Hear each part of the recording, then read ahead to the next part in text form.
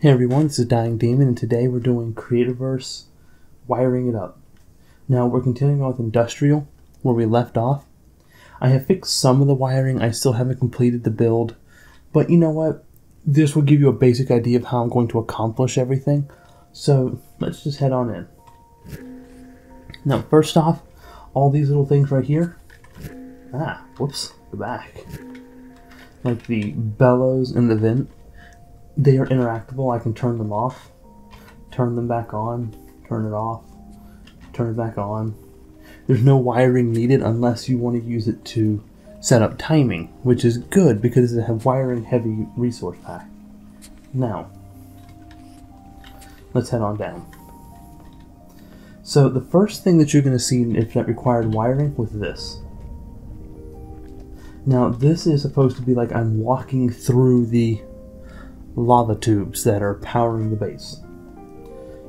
I can't show you exactly how I did this part because of yeah, I'd have to dig through lava and it took forever to get it as it is, but you'll get a basic understanding if I switch to this. Now as you can see here, this is a sensor block. The sensor is 4 levels down, and so I made it go height 4 and width 15. There are 15 blocks from here to here. Or was it length? Anywho. Now what this does is it makes the so as long as I'm standing on this, the lights turn on. For lights and these things to turn on with a wire event, there must be a constant signal. It must constantly be saying, hey, stay on. If I step outside of sensor range, that doesn't happen. I think pressure plates, if you step on them, it does the exact same thing. But the reason why I chose a sensor was because if I step on it, caution, lava is hot. Watch your step. Now, if you've also noticed, I have it set up to do timing. To do that, I have 3 delay gates down here. See them? They're right there. It is the sensor. And it's connected to delay gates even further down. There are 3 of them underneath the lava. How does this work? Well, basically, when I step on here, the sensor sends out a signal to the delay gate. Delay gate 1 has, I think, a 1-second delay, which leads to this, the industrial vent and the first light. So if I step into it, 1 second later it turns on. Well, it then sends that signal to this, and then delay gate 2. Delay gate 2 has, once again, a 1-second delay. It sends a signal to this vent, this light, and delay gate 3, which then has a 1-second delay, which turns on this vent, and this light. That's it. Now, once I leave this area and the door closes behind me, the lights turn off one by one. There's no more signal telling it to stay alive. And yet you haven't noticed I'm using industrial tables to make this pathway. It just looked like they make a good bridge. Anywho, let's move on to the door. Now, I of course used a number comparison gate, or a comparator, I think I called it in another video, and I made the password 123. This opens the door and turns on the light. All the lights inside turn on one at a time. You should recognize this feature from the last room. It also closes the door. Now, an issue I was having earlier was when I stepped through and it did what's called a reset. It closed the door and then stopped the timer. This basically gave 1 signal, then 2 signal. A number comparison gate cannot tell a difference between this. All it knows is event has been triggered with the right number, which sends a signal to all of these, which then returns the light off. That's not good for what I want. So to fix this, well, first let's walk you through it. I have 3 delay gates, a number comparator or comparison gate, and a flip-flop gate. Now this is important for keeping your lights on and turning them off when you leave. So when the numbers go in, let me hit in, you can see that I have it connected to pin pad 1 and 2. And the input value is 1, 2, 3. When I do this, hold on. It sends a signal to this, the flip-flop gate. Now what happens is the first signal gets registered as true. This takes the signal and sends it to this delay gate. I think I have it set to 2 seconds. I do. So 2 seconds later, it turned on the first set of items, which is these lower lights right here. Then it sends the signal to delay gate 2, which has a 2-second delay, which sends it to the second gate, and then this one goes to all the machines and the top lights, which I'll show you over here. These up here, and the little bellows like I have right here and up there, as well as these gears down here. They're the last things to turn on. Not really good for you if you just enter in, you really can't see it, but you know, for other people already in here. Now, from there, the repeat, like you know right here, let me look at it, auto reset, the signal gets taken and resent just like before, but as you notice, the lights are still on. That's because down here, the flip-flop gate is now set to a false position. So when the signal goes in, it flips again to true. Now it's reset to this position. All the lights stay on, but it's ready to receive a new signal which will cause the lights to turn off. In case you didn't know, that means that once it goes in, signal 1 turns the lights on. The next signal is ignored. It's the best way I can describe this. It then, hold on. So then whenever I go to leave, so let me go here, door opens, and if I look behind me, let me just open the door again. As you can see, all the lights turned off because a true signal was sent. And then when that false signal, when that next signal was sent again, it was ignored, so the lights just don't turn back on. This has reset it back to 0, as you can see here. And it's now ready to receive a signal to turn the lights back on, which would be as if I clicked here. By the way, these are going to turn back on so I can see. And it even turns off this LED, which I have plugged into to let me know it's all okay. So, 1, 2, 3. LED turns on, door opens, I walk through. The gate has flip-flopped, has received its reset timer and flipped, and all the lights are on. So, that's how I accomplished that one.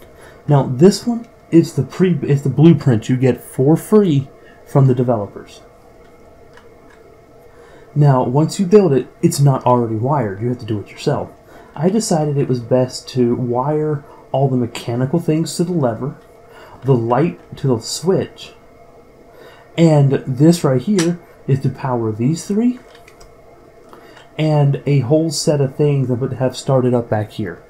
It was supposed to be like bellows and a smokestack churning that was supposed to activate, then time delay activate some phase gates, or phase project, whatever the hell they're called, and make this wall disappear for this to exit out of. Now, I haven't set up that part. It's going to be a while for it's ready. Real life is rather busy. But let's show you how this works. So, just like this, just hit F. It turns on all the fans and the electronics, and I'm stuck.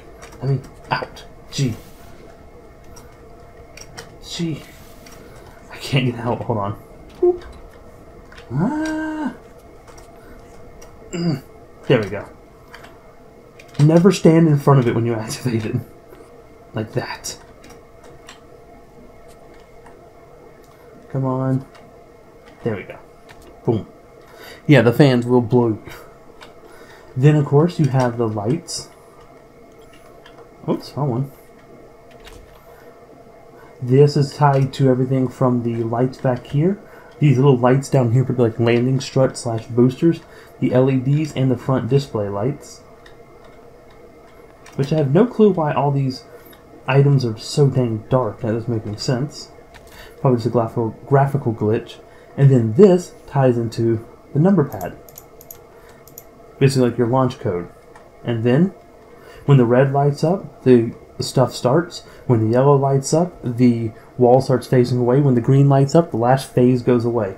Because I don't really plan on doing this yet, I have it set to turn back off.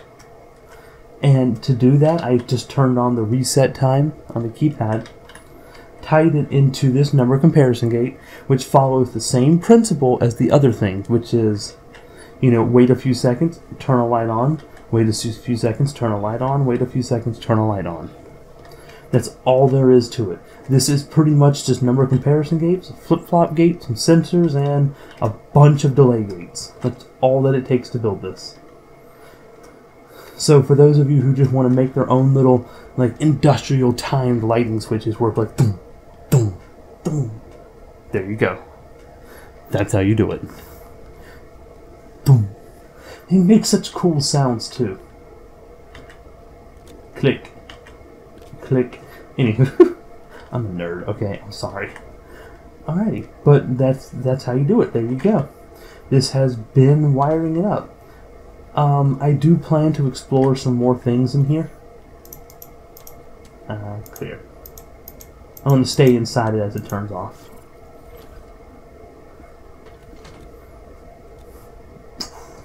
Doesn't that look cool? And then...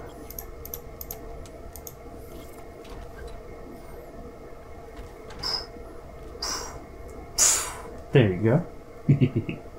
Alright, let me get out of here.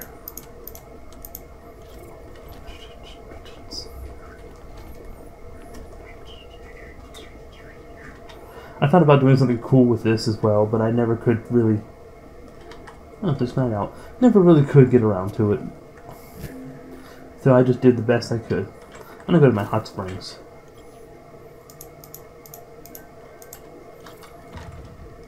Just so you know, that right there, that door and the number pads, my very first build ever, and I was stupid and didn't realize I only need one number comparison gate to open the door. Whoops. Live and learn, right? This is where I made my very first biome box and learned how that worked. Speaking of which, if there's something in there, is there a... there can't be. Let me up there. Oh shoot, get off of it. Guess not.